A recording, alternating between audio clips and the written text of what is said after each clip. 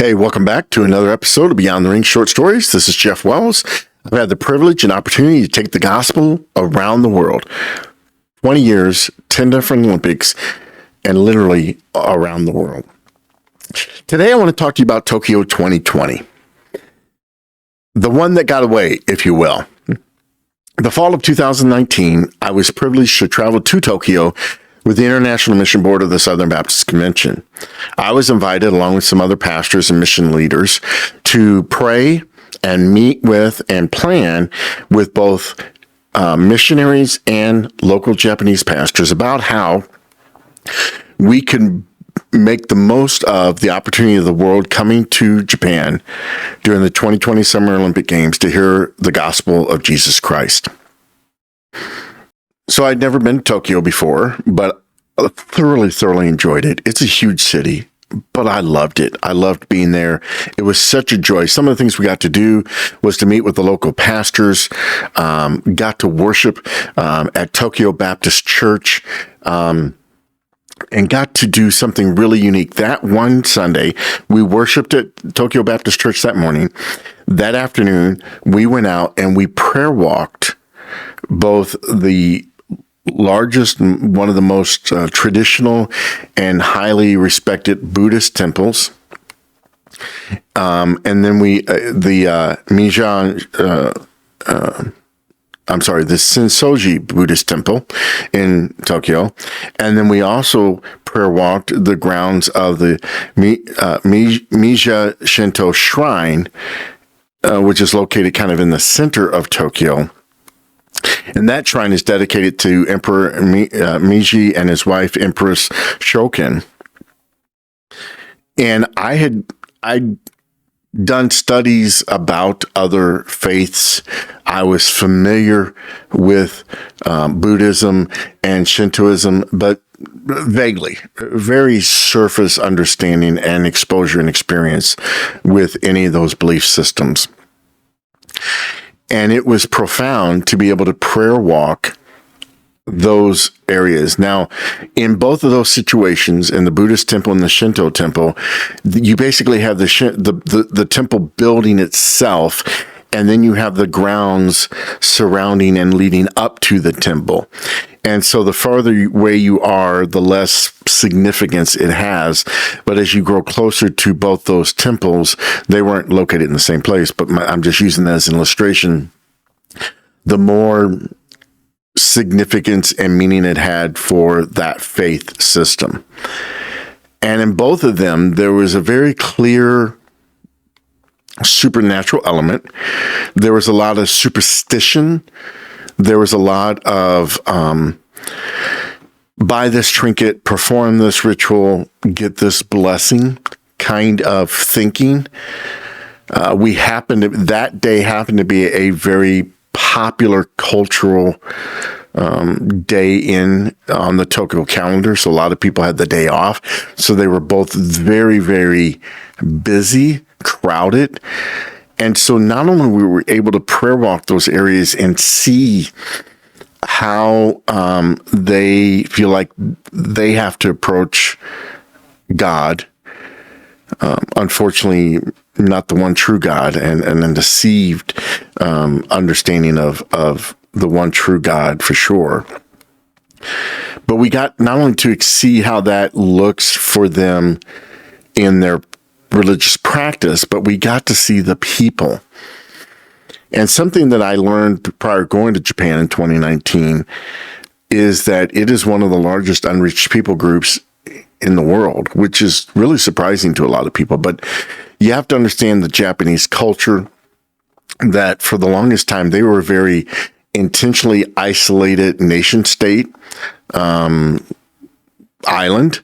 And so it was very rare that they would allow anybody who was not Japanese to come to the island.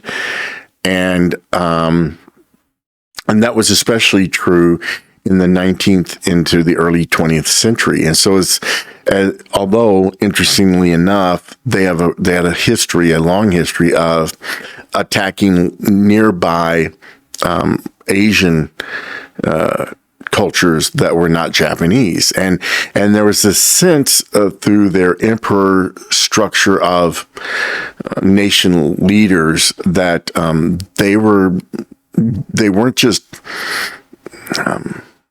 political leaders. They were seen as godlike deities themselves. And so they were not just respected and revered, they were worshiped and adored.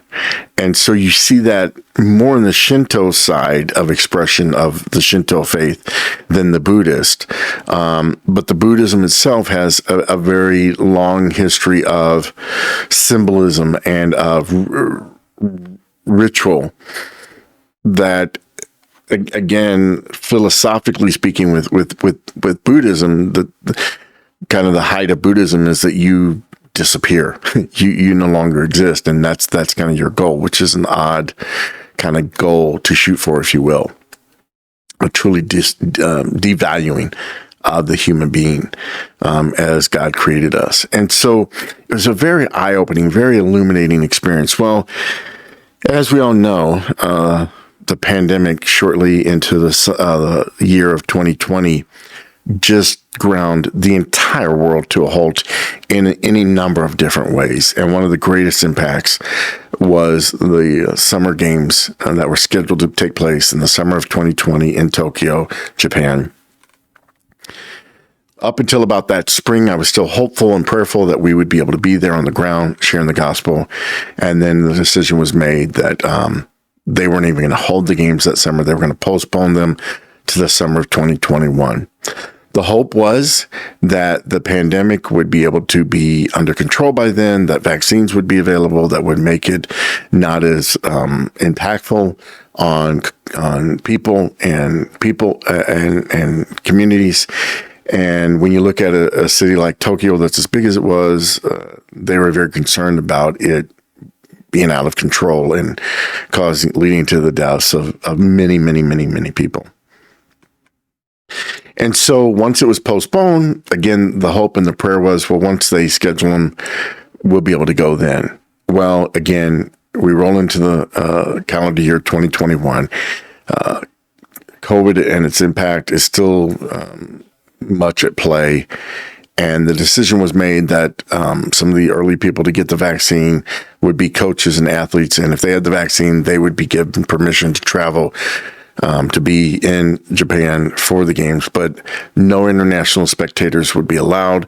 They would only allow Japanese spectators and coaches and athletes to be at the game, view the games live.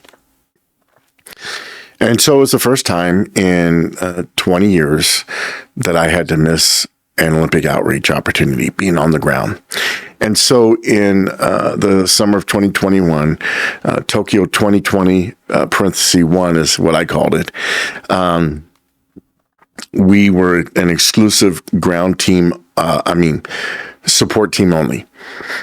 So I essentially led posting of daily prayer needs that I was aware of from some of the Japanese pastors and churches I'd connected with, events that were happening, anything that was in the news that I could grasp hold of that we could be praying about. I shared those. And it was very odd and different, but it was odd and different for the world, not just me or other ministries who were missing out on the opportunity to be in there during the Olympics. And so that's how we made the most of a very challenging situation.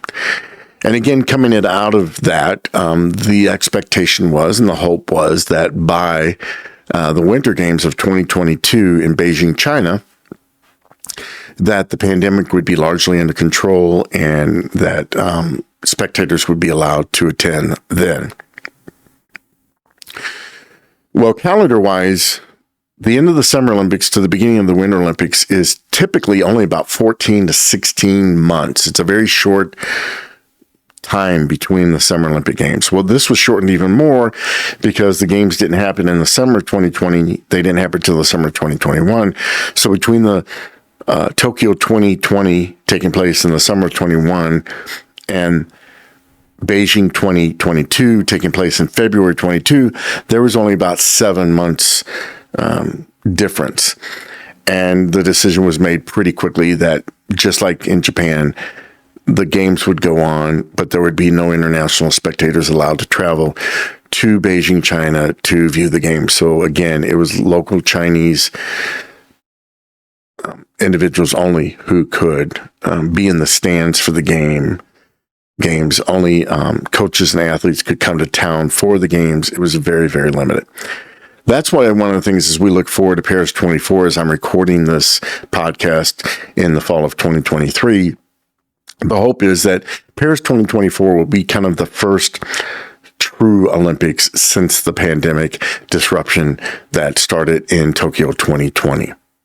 That's a lot of different numbers. That's a lot of different things, but I'm just telling you, God is always at work. There's always opportunities for us to make most of the gospel in our daily lives and in special opportunities. And that's where I would just encourage you again to prayerfully think about, wow, God, I never thought about the gospel during the Olympics.